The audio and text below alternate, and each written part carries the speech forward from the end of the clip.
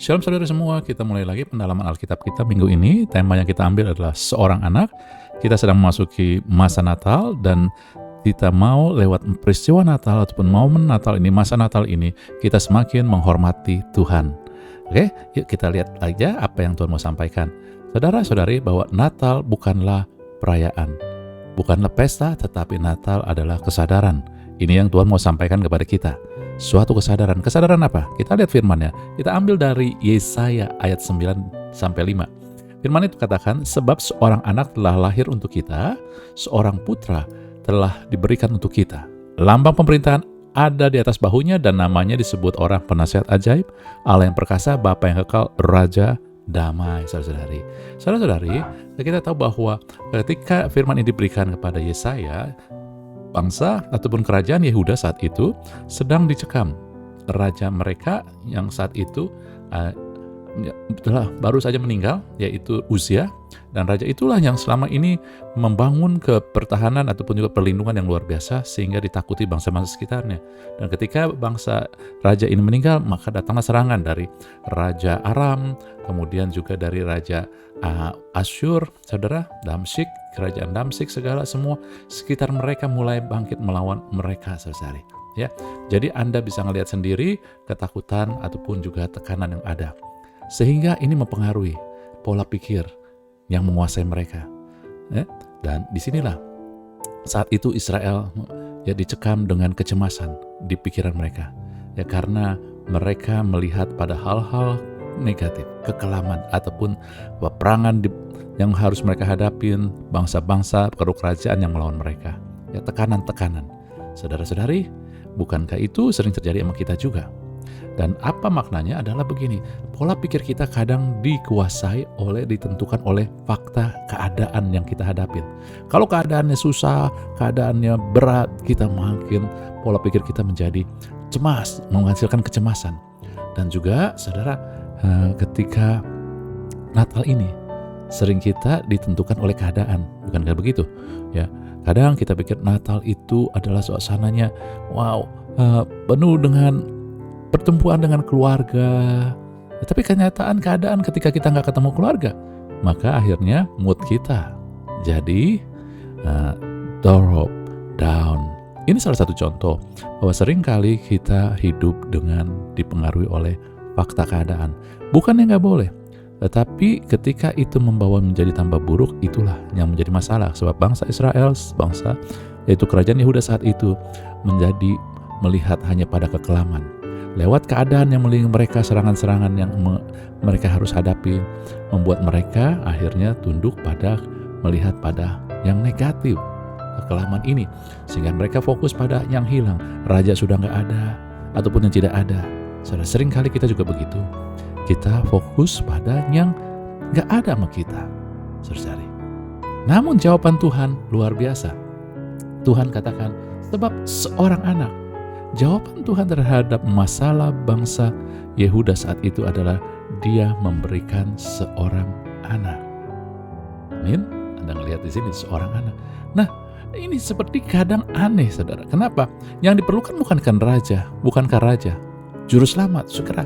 Tapi yang Tuhan kasih jawaban adalah anak. Walaupun ini profesi, ini adalah nubuatan, tetapi ini adalah suatu yang benar, ataupun ini adalah suatu kebenaran bahwa jawaban Tuhan kadang nggak langsung, saudara. Dia berikan anak. Dan masalahnya, anak yang dinubuatkan ini dalam Yesaya adalah anak yang akan lahir di keluarga miskin dan kumuh, dan lahir di tempat kumuh, maksudnya ya. Dipandang domba, bukankah itu kumuh? Jadi, kalau ini penolong, ini raja dan segala macam, nggak kelihatan kemuliaannya.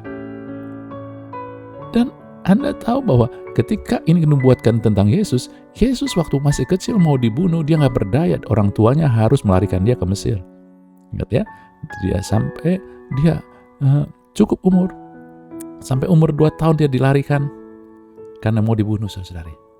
Jadi ini yang mereka nggak melihat, ataupun kadang kita nggak melihat. Ketika kita punya masalah, ketika kita mengalami sesuatu, maunya kita adalah Tuhan segera kasih sesuatu mujizat seketika, instan. Tetapi yang lebih sering, yang kadang kita tidak sadari, kadang Tuhan kasih suatu jawaban, solusi yang buat kita, masa cuman ini sih? Misalkan kebutuhan kita 1 M, tetapi yang Tuhan kasih hanya 100.000. Kelihatan nggak ada artinya. Ini pun sama. Masalah kerajaan Yehuda saat itu sangat besar, tetapi yang dikatakan Tuhan, namun seorang anak telah lahir bagimu.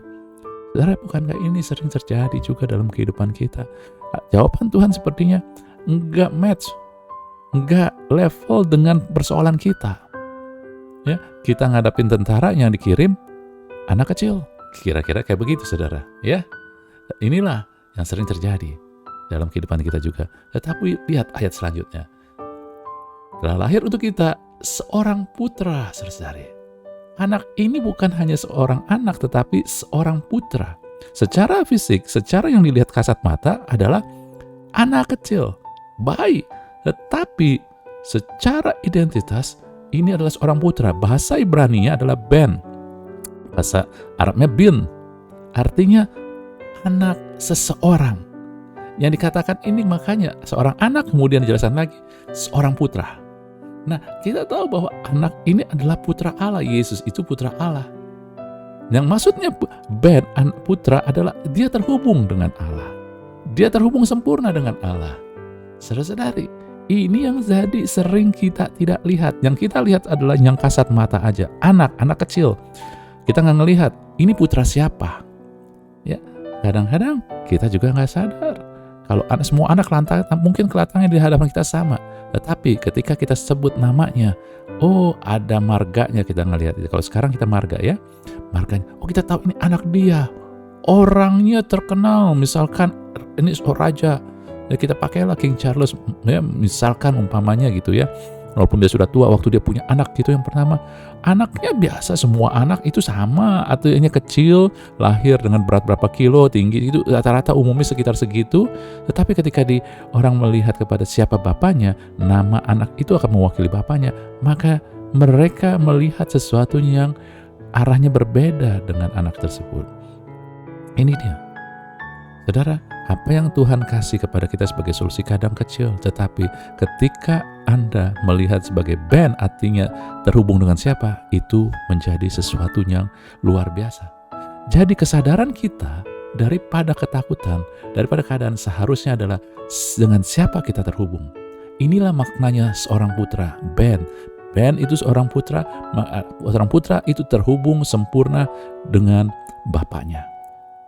Saudara-saudari, banyak kali kehidupan kita itu memiliki kesadaran yang mempengaruhi pola pikir. Itu kesadaran akan keadaan. Sehingga kalau keadaannya buruk, wow, pola pikir kita akan jadi negatif. Lihat selalu awan mendung, awan kelabu, akhirnya kita jadi stres. Kita jadi cemas, tertekan. Tapi ketika kita mulai melatih kesadaran kita dengan siapa kita terhubung. Sekarang kita terhubung dengan Tuhan. Yesus Kristus ada di pihak kita. Kita terhubung dengan Bapa sebab kita di dalam Yesus, dan oleh karena Yesus telah menjadi anak-anak Bapa. Amin. Ini yang terjadi. Kemudian dikatakan seorang putra telah diberikan kepada kita, saudara-saudari. Luar biasa. Kesadaran yang kedua adalah, saudara-saudari, yang Tuhan mau sampaikan lewat peristiwa Natal ini, kesadaran akan pemberian Allah. Seringkali ketika kita datang ke Tuhan, ketika kita punya masalah, kita lalu berdoa, naikkan permohonan, lalu kita mau cari, kita harus fokus. Saya harus kasih apa ke Tuhan? Mungkin saya harus kasih doa puasa. Mungkin saya harus kasih persembahan nih. Seolah Allah itu digerakkan oleh apa yang Anda berikan. Enggak, saudara. Firman Tuhan dalam Yohanes 3 ayat 16, karena demikian besar kasih Allah, bukan karena demikian besar pemberian Anda, maka Allah memberikan putra yang tunggal. Enggak, karena siapa dia. Artinya apa? Ketika Anda mengalami masalah, tekanan besar, jangan melihat apa yang Anda dapat lakukan. Ketika Anda sedang down, ketika Anda sedang punya masalah, kadang kita gak bisa lakukan apa-apa, saudara. Kita gak berdaya, bahkan semangat aja gak ada. Bahkan nih, mau jujur, kadang kita merasa kita gak punya iman. Benar gak? Karena kita gak menyadari iman adalah pemberian Allah. Iman kita, di dalam kita adalah iman Yesus. Tuhan memberikan itu, Yesus memberikan imannya. Sebab ketika dia mati di atas kayu salib, saudara-saudari, ya, dia mewariskan apa yang dia milikinya. Dia mau mewariskan, misalkan kebenarannya. Maka sekarang kebenaran Yesus menjadi kebenaran kita. Kekudusannya, maka dia mewariskan kekudusan buat kita. Dan demikian juga imannya. Kadang orang gak menyadari. Sehingga bukankah Yesus katakan setiap kali kamu makan roti ini dan minum dari cawan ini kan bicara tentang pengorbanan Tuhan Yesus sesuai salib. Kamu mau peringati apa? Kematian Tuhan Yesus. Kenapa kematian? Ibrani jelasin. Sebuah wasiat baru berlaku kalau yang menulisnya telah mati. Sebuah wasiat atau warisan yang dimiliki oleh penulis wasiat itu baru bisa diberikan kepada ahli waris kalau dia sudah mati. Makanya Yesus ingatkan, setiap kali kamu makan roti ini dan minum dari cawan ini, kamu peringati kematian, bukan kebangkitan, kematian. Kenapa? Demi Anda dan saya sadar apa yang diberikan Tuhan buat kita. Yang membuat orang percaya jadi tambah lemah adalah mereka tidak fokus pada apa yang Tuhan berikan. Adalah telah memberikan Anda kebenarannya. Sehingga Anda adalah orang benar, righteous. Doa orang benar. Ya, bila dengan yakin, bila dengan iman, maka besar kuasanya. Saudara, kalau Anda pakai diri kita mulai lihat, saya orang benar nggak? Tadi saya baru ribut, tadi saya baru mikir nggak benar. Doa kita merasa nggak ada apa-apanya. Kemudian iman, aduh saya kadang percaya, kadang enggak. Tapi ketika Anda melihat pada pemberian Allah, oleh pemberian Allah, saya adalah orang benar. Oleh pemberian Allah, saya memiliki iman Yesus. Maka doa kita besar kuasanya, Anda nggak perlu ragu. Karena bukan bersumber dari kita, tapi pemberian Allah. Inilah yang sering menjadi suatu kegagalan pada kita. Ya, kita harus fokus pada pemberian dari Tuhan, pada yang ada. Walaupun yang ada dari Tuhan itu kecil, saudara, tetapi yang luar biasa. Janda di Sarfat hanya segenggam tepung dan sedikit minyak, tetapi akhirnya diberikan kepada Elia yang adalah perwakilan Allah, menjadi luar biasa, bukan? Amin. Itu dia. Dengan siapa kita terhubung? Ketika kita menghubungkan dengan Allah, itu akan luar biasa. Ketika fokus pada apa yang dia berikan, wow, luar biasa, saudara. Amin. Nah, masalahnya adalah Anda melihat di sini, Tuhan berikan seorang anak. Kapan Yesus mulai bisa beraksi ataupun mulai kelihatan? Setelah dia dewasa, baru dia bisa memperlihatkan otoritas seorang putra. Waktu dia lahir, dia putra Allah 100%. Walaupun dia juga 100% manusia, ya. Tetapi kapan dia bisa menunjukkan dengan otoritasnya? Ketika dia berumur 30 tahun. Artinya apa? Ini melalui suatu proses. Tetapi pola pikirnya menguasai kita, kesadaran kita selalu kadang-kadang kalau ada masalah, Tuhan cepat bikin mujizat, Tuhan cepat selesaikan. Saudara, Anda dan saya kadang selalu mau yang serba instan, segera. Ini yang kadang merusak kita. Kenapa? Segala sesuatu yang serba instan kadang tidak membuat apa yang menjadi DNA kita, apa yang ada di dalam kita, kekuatan, keteguhan, saudara, nggak keluar. Untuk menjadi anak, menjadi putra, artinya mentalitasnya, kesadarannya, sehingga Anda membawa otoritas ini perlu proses. Inilah perlu proses, yaitu perubahan mentalitas kita perubahan pola pikir. Ketika seorang anak baru, anak apapun juga, misalkan kita pakai lagi seorang anak raja, ketika dia masih bayi, ketika dia masih kecil, balita, dia nggak tahu bahwa dia itu anak raja. Walaupun secara resmi dia anak raja, karena dia memang lahir dari keturunan raja. Tapi ketika waktu kecil, kalau pengasuhnya kasih makan misalkan hanya rumput, dia makan rumput. Tapi ketika dia semakin dewasa, dia tahu status dia bahwa dia adalah anak raja. Ketika dikasih makan bahkan, ya dia tolak. Ini bukan makanan anak raja. Kalian harus siapkan saya makanan yang bermanfaat, yang berprotein, yang enak, yang banyak. Seperti itu kan. Tapi ketika dia masih seorang anak, enggak. Bagaimana dia tahu? Melalui proses, dia mulai belajar, dia mulai kenal bapaknya, bergaul dengan bapaknya, dia mulai ngelihat kedahsyatan, kehebatan kerajaannya, bisa kalau dia anak raja, dan banyak sekali, saudara. Dia mulai bergaul dengan anak-anak raja yang lain, dia mulai lihat perilakunya anak-anak raja yang lain. Dia mulai, oh saya itu anak raja, maka saya harus punya pola pikir kayak begini, mentalitas kayak begini. Yesus anak Allah, tapi dia juga lahir sebagai 100% manusia, makanya disebut seorang anak. Dan kenapa dia harus menjadi 100% manusia? Supaya dia menjadi pribadi yang mengerti apa yang kita lalui. Karena hanya manusia, anak manusia yang mengerti pergumulan anak manusia. Makanya Yesus 100% anak manusia. Tapi identitas dia 100% kekal anak Allah. Seorang putra Allah. Putra Allah dia. Dan sampai dari kesadaran pola pikir, mentalitas Yesus untuk dia 100% memperlihatkan mentalitas anak Allah perlu proses. Makanya kita ngelihat Alkitab tidak menjelaskan apa yang terjadi ketika Yesus dari bayi sampai dia berusia 30 tahun mulai pelayanan. Hanya waktu umur 12 tahun aja disebut sedikit. Tapi intinya adalah tidak disebut sebelum dia umur 30 tahun. Karena umur 30 tahun bukan hanya menyatakan bahwa itu usia seorang imam mulai melayani, tetapi juga Anda memperlihatkan Yesus sudah memberikan diri diproses sehingga memiliki pola pikir bahwa saya anak Allah. Sehingga Anda melihat sendiri perkataan Tuhan Yesus, tindakan Tuhan Yesus, apapun yang dilakukan tidak pernah ada keraguan. Ingat ya, Yesus 100% manusia sama kayak kita. Tapi ketika dia mulai mengenal mentalitasnya, pola pikirnya, dia seorang pria, seorang putra. Ini melalui proses, bukan seketika. Gak ada yang bisa menggoyahkan dia. Dia membawa tujuan Allah. Saudara-saudari, kita perlu proses untuk menyadari hakikat kita, DNA kita ini. Amin. Ini dia. Dan Anda ngelihat gak semua ini, ya, dengan siapa kita terhubung, fokus pada pemberian ada, hakikat DNA. Ini adalah pribadi. Natal adalah pribadi. Natal Anda gak perlu banyak orang. Perayaan Natal, kalau kita nggak ada orang banyak, nggak ada masalah. Sebab apa? Sebab Natal tiap hari. Natal bicara kesadaran Anda terhubung dengan siapa.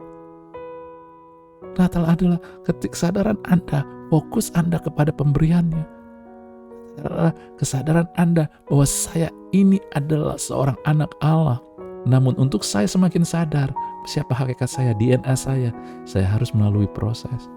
Saudara, ada kalanya Tuhan lakukan instan. Untuk sesuatu yang urgent, emergency, ataupun juga ketika kita masih kecil, ketika masih bayi nangis, langsung kita kasih makan. Tapi ketika dia bertumbuh, dia nggak dikasih makan langsung, disuruh minta. Ketika tambah besar, disuruh lagi, siapin sendiri. Makin besar lagi, tahu cara menanamnya. Kalau enggak, sekarang cara membelinya, cara memasaknya. Untuk kepentingan dia, akhirnya dia bisa melihat kualitas diri dia. Oh, ternyata saya keturunan jago masak ya, gitu misalkan. Kalau bapaknya chef terkenal, akhirnya dia bilang, oh saya keturunan jago masak ya. Tadi bukan seketika, tapi ketika dia melalui proses dan dia mulai coba sana sini. Amin, saudara, ya. Jadi ingat, Natal adalah tentang kesadaran dengan siapa Anda terhubung, dengan siapa kita terhubung. Lalu adalah Natal adalah tentang apa yang Tuhan telah berikan. Natal adalah tentang proses hidup untuk menunjukkan hakikat yang ada di dalam saya sebagai anak Allah, saudara. Natal bukan pesta. Natal bukan hanya sekedar perayaan. Sehingga ketika orang bilang, "Yo, Natal," identitasnya adalah hadiah. Identitasnya adalah present, hadiah yang kita bisa berikan ke orang. Saudara, hadiah yang terbesar adalah apa yang Tuhan berikan kepada Anda dan saya. Ini dia. Natal bukan tentang keramaian, pesta, tukar kado. Itu adalah yang datang dari manusia. Itu kebudayaan yang datang dari manusia, saudara. Ya, tetapi yang datang dari Tuhan adalah yang murni. Amin. Anda coba renungkan. Dan minggu depan lanjutkan. Kita akan melihat pemberian-pemberian Allah ini. Ya, pemberian-pemberian Allah yang luar biasa, dan kita akan melihat pemberian-pemberian yang Allah berikan buat kita lewat seorang anak yang adalah seorang putra ini ternyata adalah hal yang pokok yang kita butuhkan, yang manusia butuhkan, saudara-saudari. Allah nggak pernah berikan yang asal-asalan, Dia berikan yang Anda dan saya butuhkan sungguh-sungguh. Jangan ketinggalan minggu depan. Amin. Terima kasih, kiranya Tuhan memberkati kita semua. Haleluya.